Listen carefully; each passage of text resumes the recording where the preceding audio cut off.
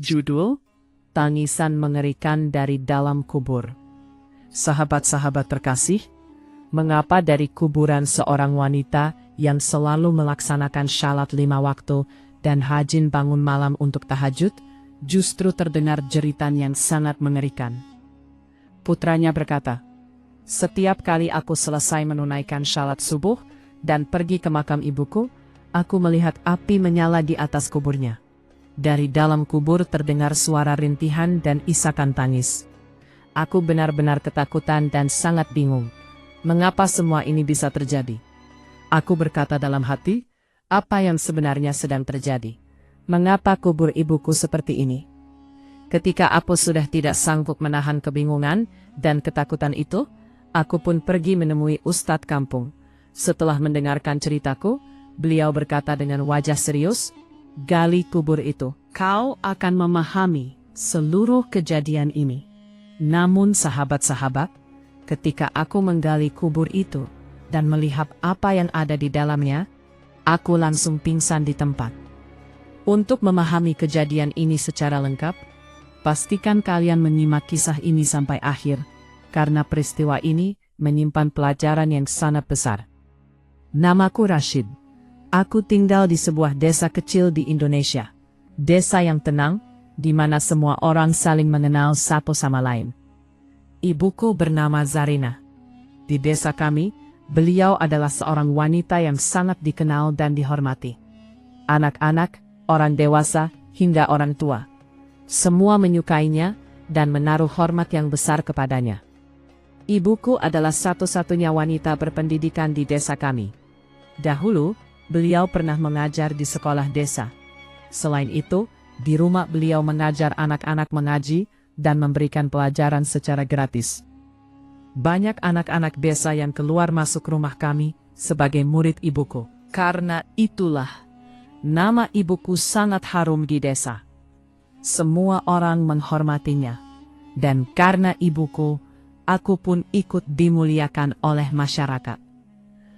Orang-orang sering berkata, Rashid adalah anak dari Bu Zarina, wanita paling salehah di desa ini. Sepanjang hidupku, aku tidak pernah melihat ibuku melakukan sesuatu yang buruk. Aku selalu melihatnya sebagai wanita yang penuh kebaikan, ibadah, dan kehormatan. Saat itu, aku baru saja diterima bekerja di sebuah kantor. Suatu hari, ibuku memanggilku dan berkata, "Rashid, aku sudah menentukan jodoh untukmu." Mendengar itu, aku tersenyum malu dan berkata, "Dengan siapa, Ibu?" Ibuku menjawab dengan tenang, "Di desa ini, ada seorang janda miskin. Ia hanya memiliki satu anak perempuan yatim. Aku telah memutuskan untuk menikahkanmu dengannya." Mendengar keputusan ibuku, dadaku terasa dipenuhi rasa bangga. Ibuku sebenarnya bisa menikahkanku dengan gadis mana saja.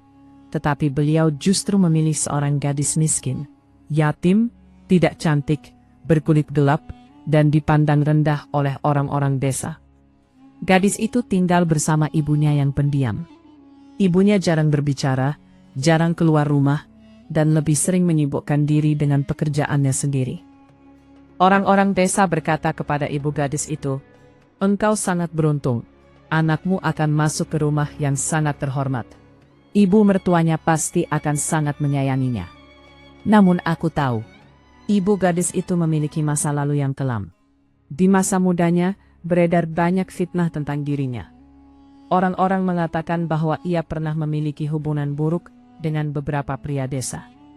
Karena fitnah itulah ia selalu dipandang dengan penuh kecurigaan. Ia menjadi janda di usia muda, dan tidak pernah ada yang melamarnya kembali.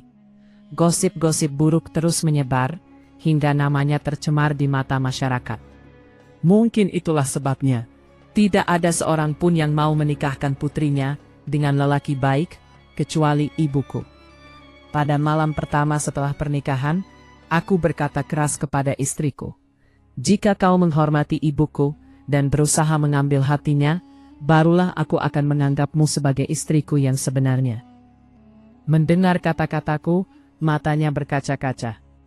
Ia menundukkan kepala dan mengangguk pelan. Dalam hatiku aku berpikir, dengan menikahinya, aku telah berbuat kebaikan besar kepadanya. Aku merasa bahwa gadis ini tidak memiliki kelebihan apapun, tidak cantik, tidak berpendidikan, dan sudah tercemar oleh reputasi ibunya. Ibuku pun sering mengungkit jasanya kepada istriku. Aku yang membawamu masuk ke rumah ini. Jangan pernah berani membantahku. Hari demi hari berlalu, hingga suatu hari, aku pulang ke rumah dan mendengar ibuku berbicara dengan suara sangat marah. Aku terkejut, karena sepanjang hidupku, aku tidak pernah melihat ibuku semarah itu. Aku bertanya, "Ibu, ada apa? Mengapa ibu begitu marah?" Ibuku berkata dengan nada keras, "Istrimu sudah berani melawan aku. Ia berbicara kasar kepadaku. Aku hanya menasihatinya agar tahu diri." Mendengar itu, tanpa berpikir panjang, aku menampar istriku dengan keras dan berkata, "Inilah wanita yang telah memberimu kehidupan baru. Kalau bukan karena ibuku, tak akan ada seorang pun yang mau menikahimu." Melihat itu, wajah ibuku tampak puas dan tenang. Malam itu, ibuku tidur dengan sangat nyenyak, hingga ia tidak pernah bangun lagi. Keesokan harinya, seluruh desa diliputi suasana duka. Ibuku, Zarina, telah meninggal dunia. Berita itu menyebar dengan cepat, dan orang-orang dari setiap sudut desa datang untuk melayat. Aku menangis sejadi-jadinya.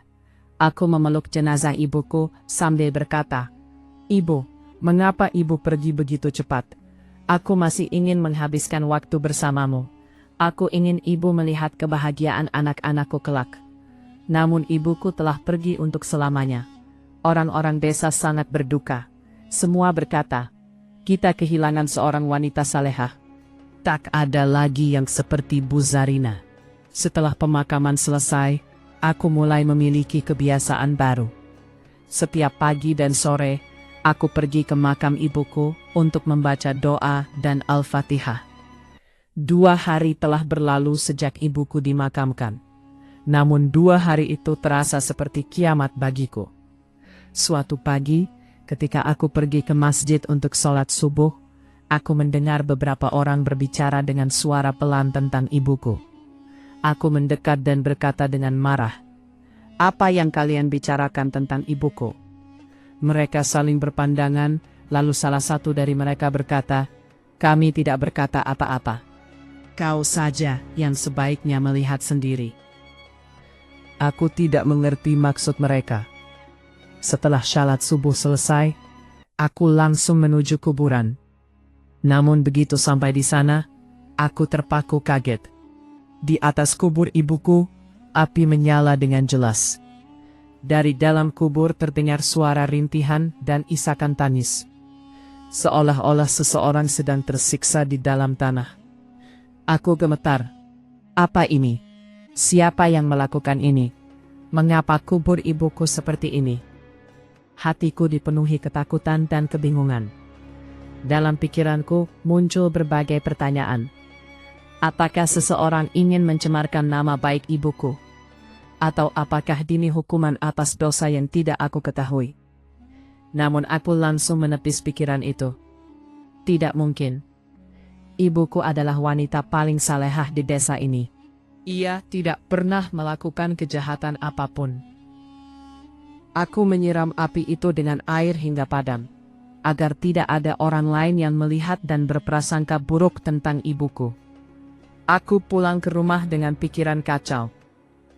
Melihat wajahku yang gelisah, istriku mendekat dan duduk di sampingku. Ia berkata dengan lembut, "Ada apa denganmu? Mengapa wajahmu terlihat sangat cemas?" Namun aku justru membentaknya. "Apa urusanmu? Ini masalahku." Ia terdiam, wajahnya menunduk. Sejujurnya, sejak ibuku meninggal, sikapku terhadap istriku semakin buruk. Aku mudah marah, mudah tersinggung, dan kebencianku terhadapnya semakin besar. Tanpa alasan yang jelas, aku mulai menuduhnya. Aku berkata dengan kasar, "Kamulah yang membunuh ibuku. Kau pasti mencampur sesuatu ke dalam makanannya." Ia menangis dan berkata, "Demi Allah, Aku tidak pernah melakukan hal itu. Aku bukan pembunuh. Namun hatiku sudah tertutup oleh amarah dan prasangka.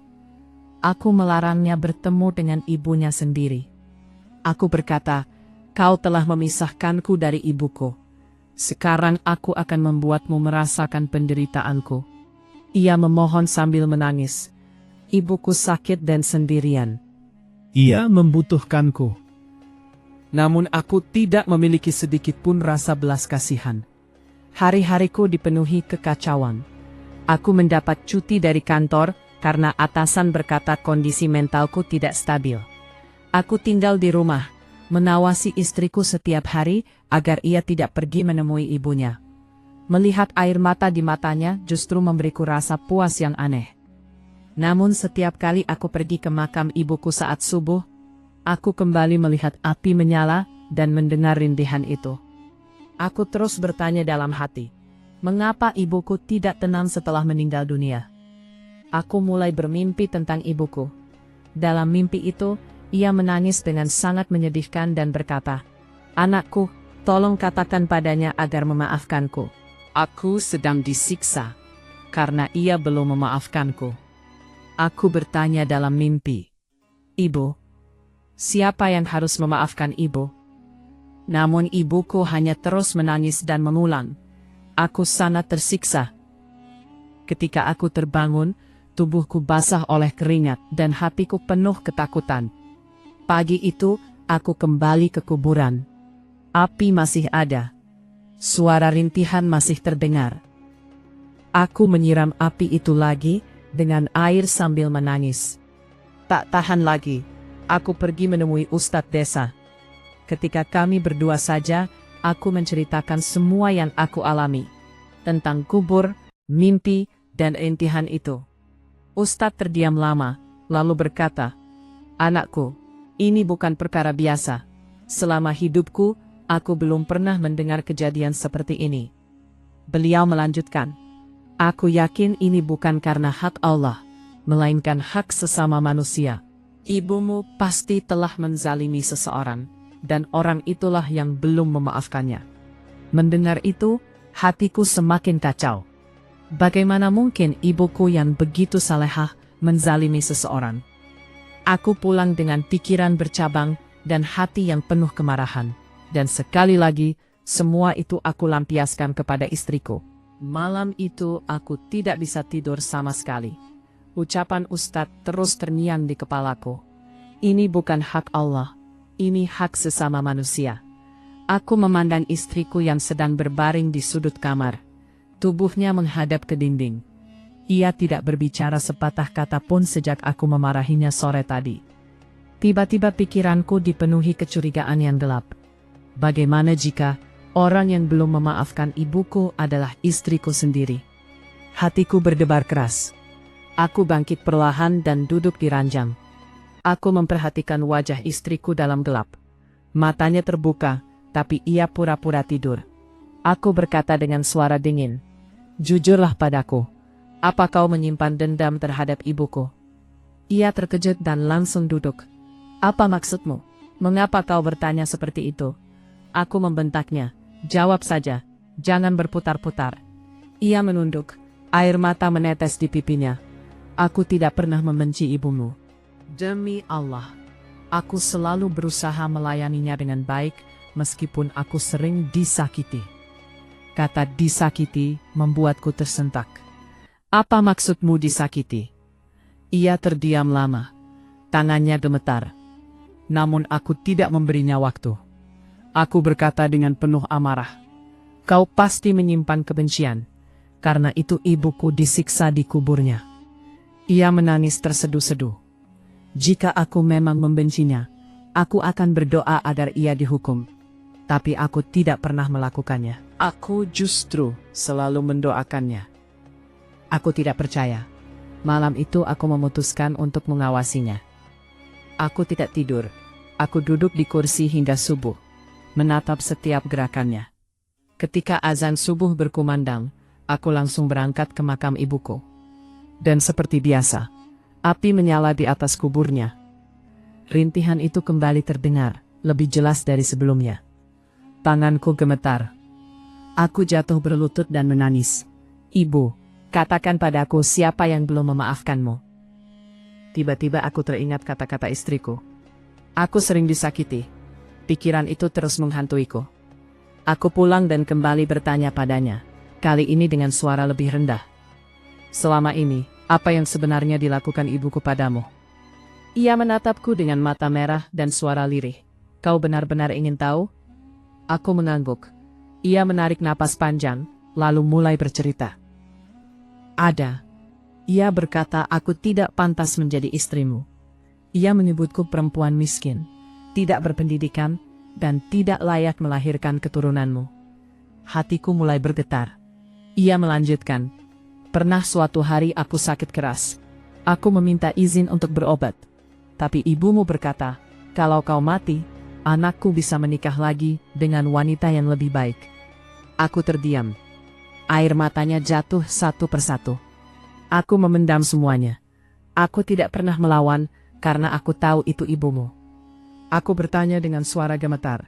Apakah kau pernah mendoakan keburukannya? Ia menggeleng keras. Tidak, demi Allah tidak pernah.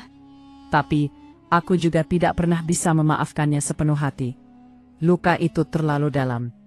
Kalimat itu menghantamku seperti petir. Aku teringat mimpi ibuku. Tolong katakan padanya agar memaafkanku. Kakiku lemas. Aku berkata pelan, maafkan ibuku. Tolong. Jika kau memang menyimpan sakit hati, lepaskanlah. Ia menatapku lama. Lalu berkata, aku ingin memaafkannya. Tapi aku ingin satu hal. Apa? Tanyaku cepat. Ia menjawab, ajak aku ke makamnya. Aku ingin memaafkannya di hadapan Allah. Hari itu juga, setelah subuh berikutnya, kami pergi bersama ke kuburan. Begitu sampai, kami sama-sama terkejut. Api itu menyala lebih besar dari sebelumnya. Suara rintihan terdengar semakin menyayat hati. Istriku jatuh berlutut sambil menangis. Ya Allah, jika aku pernah menyimpan dendam, aku ikhlas memaafkannya karenamu. Ia mengangkat tangannya dan berdoa lama. Aku menangis di sampingnya. Perlahan, api itu mulai mengecil. Rintihan itu melemah, hingga akhirnya hilang. Kami saling berpandangan. Tubuh kami gemetar. Namun kisah ini belum berakhir. Karena apa yang akan kami temukan selanjutnya akan membuat darah kami membeku. Hari itu malamnya, aku tidak bisa tidur. Aku duduk termenung sambil memikirkan apa yang Ustadz katakan. Anakku, kuburkan kebenaran, kuburkan dendam, atau kubur akan berbicara. Satu-satunya cara untuk mengetahui kebenaran adalah membuka kubur ibuku. Aku menunggu malam, saat seluruh desa tertidur pulas. Istriku sudah tidur lebih awal. Aku mengambil cangkul kecil, menahan napas, dan pergi ke kuburan. Setibanya di sana, suasana begitu sunyi dan menyeramkan. Tanah di atas kubur ibuku terasa dingin namun hening. Hari ini, tidak ada api, tidak ada suara rintihan. Aku mulai menggali perlahan. Setiap cangkul masuk ke tanah membuat hatiku berdetak lebih kencang. Aku takut, tapi dorongan untuk mengetahui kebenaran lebih kuat daripada ketakutanku. Setelah beberapa menit menggali, cangkulku mengenai sesuatu yang keras. Itu adalah peti, kubur ibuku. Dengan hati-hati, aku membuka penutupnya. Yang aku lihat membuatku terkejut hingga pingsan. Di dalam peti itu, terbaring tubuh ibuku dengan wajah damai. Tapi di sampingnya ada dokumen rumah dan surat penting yang selama ini hilang. Ternyata semua dokumen yang aku simpan di rumah adalah bagian dari peti kuburnya. Segera aku teringat, istriku pernah berkata tentang dokumen rumah dan warisan yang dijaga ibuku. Ternyata dokumen itu sengaja disembunyikan agar tidak jatuh ke tangan yang salah. Aku membuka mata perlahan dan melihat istriku berdiri di samping peti. Ia menangis sambil berkata, sekarang aku mengerti segalanya. Aku memaafkannya. dan aku memaafkan semua kebencian yang pernah ada di hatiku. Aku tersadar, semua rintihan dan suara itu bukan karena ibuku berdosa, tetapi karena dokumen yang hilang dan perasaan belum memaafkan seseorang yang terluka. Itulah yang menyebabkan kubur ibuku tidak tenang. Aku menunduk, memeluk istriku, dan berkata, "Ibu, maafkan aku juga. Aku terlalu cepat menuduhmu dan menumpahkan amarahku padanya." Api kubur yang sering muncul, kini perlahan hilang. Suara tangisan itu juga lenyap. Aku menaburkan tanah kembali, menutup peti dengan damai. Sejak saat itu, aku mulai rutin mengunjungi kubur ibuku, membaca doa dan Al-Fatihah tanpa rasa takut lagi. Ibuku akhirnya tenang. Aku membawa istriku ke rumah, menyerahkan dokumen-dokumen itu kepadanya, dan berkata, "Ini adalah hakmu. Semua yang ibuku jaga, kini milik kita berdua. Kita harus saling menjaga dan menghormati satu sama lain." Sejak hari itu, hubungan kami berubah. Aku lebih sabar dan penuh kasih sayang terhadap istriku.